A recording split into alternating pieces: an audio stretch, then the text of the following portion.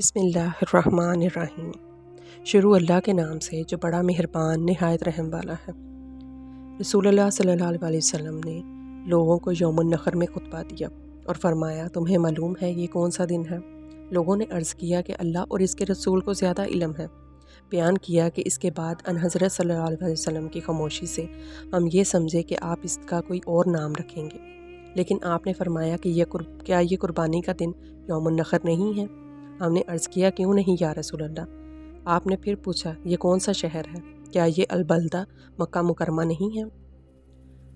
ہم نے عرض کیا، کیوں نہیں یا رسول اللہ؟ حضرت صلی اللہ علیہ وسلم نے فرمایا، پھر تمہارا مال، تمہارے خون، تمہاری عزت اور تمہاری خال تم پر اسی طرح حرمت والے ہیں جس طرح اس دن کی حرمت اس مہینے اور اس شہر میں ہے۔ کیا میں نے پہنچا دیا؟ ہم نے عرض کیا، جی ہاں۔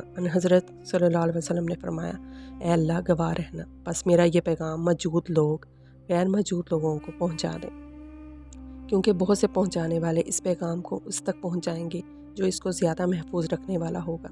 چنانچہ ایسا ہی ہوا، اور حضرت صلی اللہ علیہ وسلم نے فرمایا، میرے بعد کافر نہ ہو جانا کہ باز کی گردن مارنے لگو۔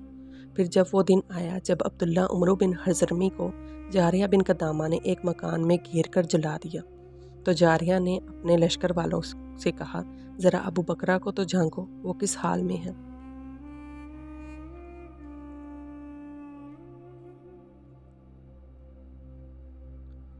انہوں نے کہا، یہ ابو بکرہ موجود ہیں، تم کو دیکھ رہے ہیں۔